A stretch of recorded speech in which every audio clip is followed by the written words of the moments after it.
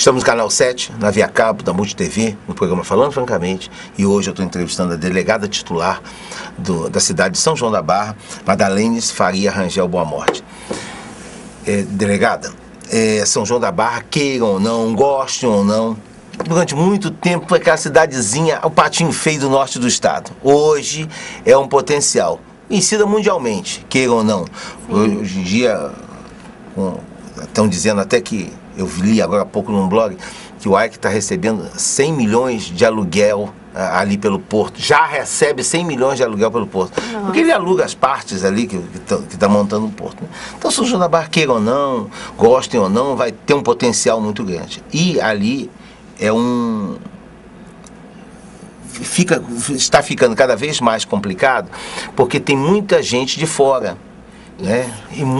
E esse pessoal, especialmente, esse é o momento do porto que pega muito peão. Né? Não que peão seja pior, mas ele é menos socializado, ele é menos educado, ele é menos instruído, o que acarreta e provoca com que ele fique mais agressivo, menos legalista. Né? Concorda comigo? Você tocou num ponto muito importante, porque uma das coisas que a gente percebe também é a mudança de costumes, porque vem gente de toda a região do Brasil, que sai do mundo. Então, cada um traz, né, os seus costumes, os seus comportamentos. E quando você choca isso com habitantes de uma originariamente pacata, né, cidade, isso entra num conflito. Você quer ver o que aumentou em termos de crimes em São João da Barra? Atropelamentos. Sabe por quê? Normalmente o cidadão de São João da Barra anda na rua. Isso é um costume intrínseco deles. E aí eles não se atentaram que a modernidade chegou, né? Então, isso vem, a mudança de paradigma, a mudança de mentalidade do cidadão, do município são-joanense, ele precisa mudar, porque o progresso ele vem, mas ele traz com ele suas mazelas, com certeza. Né? E isso vai incidir nos índices de criminalidade, queira você ou não, isso vai incidir também na questão da educação. As políticas públicas devem ser efetivadas para que se possa ter um crescimento tanto em termos de progresso, tanto de uma sociedade sustentável, porque do contrário aquilo ali vai virar um caos, né? Aqui, me perdoe o exemplo, mas nós percebemos que foi o que aconteceu com Macaé. Macaé cresceu, mas não estava preparado, cresceu desordenadamente, né? E não é isso que nós esperamos para São João da Barra. E eu não sei se a delegada já observou, por exemplo, tem hábitos e costumes. Os estrangeiros que eu falo são os estrangeiros dali, que vêm do Nordeste especificamente. Sim. Eles têm o hábito de andar de 3, 4, 6. Juntos? Juntos. Não sei se a delegada observou isso. Eu já percebo quando eu vou almoçar. Eles sentam todos muito juntos. É muito interessante isso, né? E outra coisa, eu sinto cada vez mais que a população local, nativa, está cada vez mais sufocada. Exatamente. Mais alijada do processo. Alijada do processo. Mas é exatamente por isso que nós, na semana passada, incentivamos a criação de um fórum entre as autoridades de São João da Barra, onde estavam presentes os representantes da sociedade civil e Poder Público. Não, na verdade, estavam as autoridades que representam, de certa maneira, a segurança pública na cidade de São João da Barra. Guarda Civil, Delegacia, Polícia Militar, Ministério Público, enfim, justamente para que nós possamos conclamar a população a entender que esse processo mudou e que ela precisa fazer parte desse processo. E cobrar do poder público. Né? Exatamente. Mas essa cobrança, aí é que está. Ela existe e o poder público tem que atuar.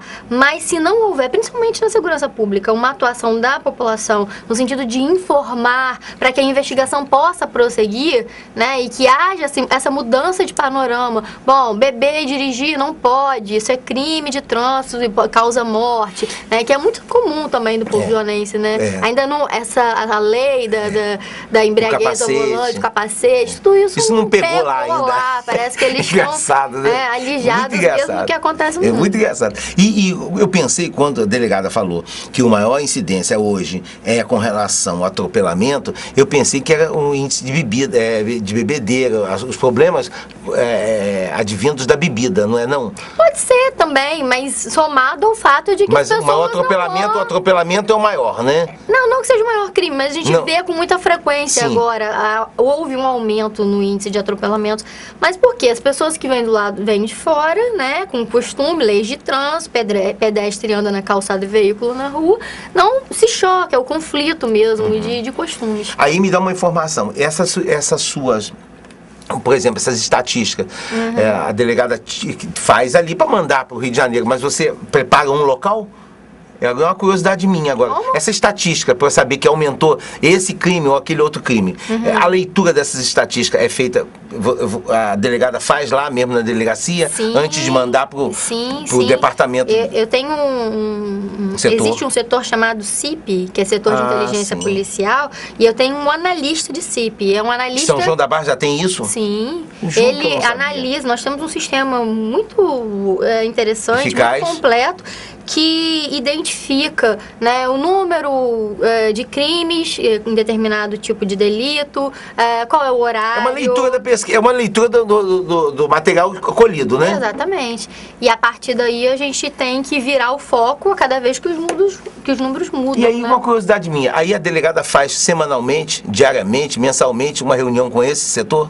Sim. Pra poder tomar pé disso. Não, semanalmente não, mas mensalmente. até porque, como eu leio todos os registros, eu começo a perceber, olha, tem alguma coisa diferente aqui. Aí eu peço uma pesquisa mais apurada sobre determinado crime, quero saber, por exemplo, hoje nós temos um problema grande em São João da Barra, que são os furtos à residência. E aí, lá, por que esse número tão grande de furtos? Aí você tem que chegar a uma causa, né? E essa causa é óbvia ali, no sentido de que, primeiro, as casas ficam desguarnecidas durante o período de inverno e primavera, outono, ou seja, os donos só voltam para lá na época do verão. Então, você não traz nenhum tipo de ofendículo para o bandido que quer furtar. E somado a isso, você tem o tráfico de drogas, que cresceu muito. Então, aquelas pessoas viciadas em crack, cocaína, maconha, em determinado momento ele não consegue mais manter o vício e aí ele passa o quê? A furtar hidrômetro, que são coisas fáceis. Então, você, por uma leitura dos números, você consegue diagnosticar o que acontece. Por exemplo, semana passada também, nós percebemos que houve 3 roubos à residência, onde os bandidos entraram, extremamente armados, e restringiram a liberdade das vítimas, né? Botaram no banheiro, tal, saquearam tudo. E a partir de um levantamento, nós começamos a perceber que, face ao cerco que foi realizado na favela Tiragosto, esses bandidos migraram e foram fazer, né, exercer práticas delituosas lá. E graças a Deus já conseguimos identificar, já pedimos a prisão, estão presos, graças a Deus. Mas você vê que a dinâmica do crime, ela muda. Sim, né? Dependendo de um fato social que aconteça, isso tudo muda. Então é preciso estar muito atento a esses números para que a gente possa mudar a estratégia a cada vez que o panorama se modificar. Eu vou te confessar, eu não sabia que a Polícia Civil fazia esse serviço de inteligência. Até porque a gente tem aqui em Campos, não é essa eficiência toda. Porque o que eu acho, e aí vai vir a minha outro assunto, que até que eu falei nos bastidores isso, eu achava que a polícia merecia uma chefia só, para poder ela trabalhar com mais interligada. Porque outro dia, uma vez, já tem um tempinho, eu ouvi de uma pessoa, um militar, que ele evitava de pegar pequenos delitos. Por exemplo, um jovem com uma baganazinha de maconha, ele evitava de levar preso porque ele ficava muitas horas na delegacia civil e a sociedade ficava descoberta no tempo que ele ficava na delegacia. É uma justificativa plausível? Não, mas é uma justificativa que ele tinha, né? Mas eu acho que isso não é uma justificativa para unir as polícias. Assim, eu discordo de você. Não, eu queria ouvir a sua opinião. Data máxima vênia. É tão somente uma opinião. Porque eu queria ouvir, então, o seu ponto de vista, por que não? A impressão que eu tenho é que a máquina andaria melhor se tivesse uma única chefia. Mas todos vocês defendem a individualidade delas. E eu queria saber a sua razão. É porque cada um tem uma atribuição completamente diferente. E eu acho que cada um é vocacionado para um tipo de coisa. Por exemplo, a polícia militar, isso é bom que a população saiba, ela tem principalmente o caráter preventivo e ostensivo, ou seja, ela tem que fazer policiamento de rua para evitar que o crime aconteça. Agora, A polícia civil é uma polícia investigativa. É aquela que tem que buscar provas para comprovar que aquele crime aconteceu e, a partir daí, né, formalizar um inquérito policial que será destinado ao Ministério Público para, então, formalizar uma denúncia para aquele indivíduo ser processado e julgado pelo judiciário. O que ocorre é o seguinte... as técnicas, né, de manejamento, de gestão de uma e de outra são completamente diferentes. Porque aquilo que o policial militar sabe fazer, que é o dia a dia da rua, a perspicácia, de repente, do policial militar, que é de abordar um elemento... Isso aí, ele, ao longo do tempo, ele adquire, mas se você colocar ele no papel de um inspetor de polícia para montar um inquérito policial, uma investigação, ele não sabe. Tal qual um policial civil que está ali confeccionando, que a gente chama até... A gente trabalha numa atividade até muito mais burocrática, né? Que é de juntar eminentemente papel. Burocrática, né? Então, se você colocar esse cara na rua, de repente ele não vai saber. E essa gestão, até mesmo de operacionalidade, ela é, do ponto de vista macro, é muito diferente. E eu acho que talvez a gente não me fiz entender, talvez não me fiz entender. Eu tô falando da chefia. Eu falei a chefia, é a unificação. De certa maneira a gente tem, né?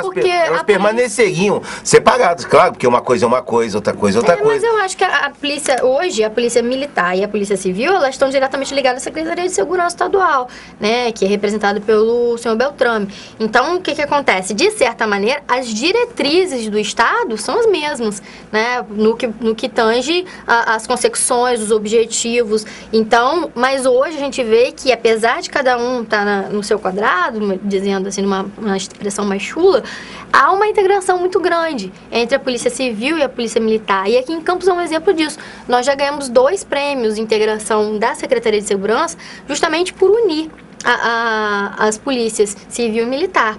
Então, é importante porque o que é importante nisso tudo aí não é exatamente a gestão, é o trânsito da informação. Porque sem informação não é investigação. E é esse trânsito de informação entre a Polícia Civil e a Polícia Militar é que vai trazer um bom resultado para a sociedade. No fundo, que a delegada quis me dizer que já estão trabalhando unidos. Sim, nós trabalhamos unidos. Mas a delegada reconhece que teve um período que foi difícil essa união, né? Ah, sim.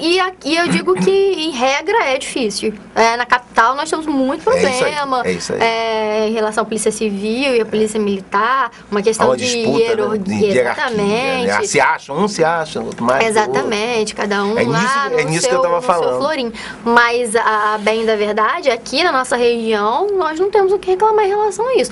Várias foram as operações que foram noticiadas na mídia, sempre é uma operação conjunta entre a Polícia Civil e a Polícia Militar. Com certeza. Dá licença, a gente estourou mais esse bloco. Estamos no Canal 7, na Via Cabo, na Multi TV, no programa Falando Francamente, e hoje eu estou entrevistando a delegada titular da Delegacia de São João da Barra, doutora Madalene Farias Rangel Boa Morte. Voltamos já.